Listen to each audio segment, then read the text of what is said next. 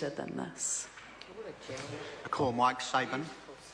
The trouble with the member who's just resumed her seat, Jan Logie, and the assumptions that she makes is that we're living in some sort of vacuum in this world, that actually it bears no resemblance to a reality, that we can just wax lyrical and theorise about things, but actually, sir, this is about actually having. Don't get started, Mr. Prasad, because I might just launch into that member as well. Sir, the reality is that we are blessed in our geographic isolation in this nation, and that is a positive thing in some senses, but in some senses it also puts us in a position where in circumstances like this we have to make a call. And ultimately this is a country that takes 750 refugees under the UN the UNHCR agreement, and so we play our part. For a very small country in the world, we play our part. But nothing is sure if we look across the Tasman at our neighbours Australia and the challenges that that nation is confronted with when it comes to mass arrivals and this issue of refugees. So there is no more salient message for us in seeing what happens there, and the relationship that we must have with them, and we do have with them, and we've forged with them over this, is very, very important. So it's about doing our bit, sir.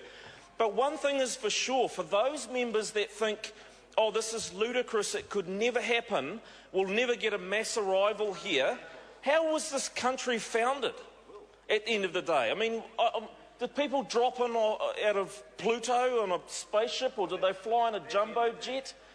They must have arrived on, I don't know, a boat. That's right, a boat, which is an unusual assertion from the opposition members, if we're to believe what they say.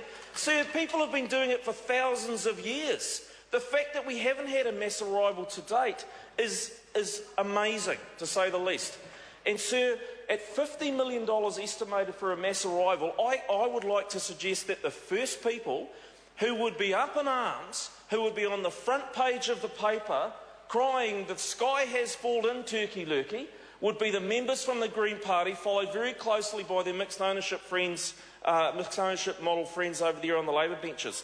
They would, sir, because they have the luxury of doing what opposition parties become renowned for, and that is picking winners and having all care and no responsibility.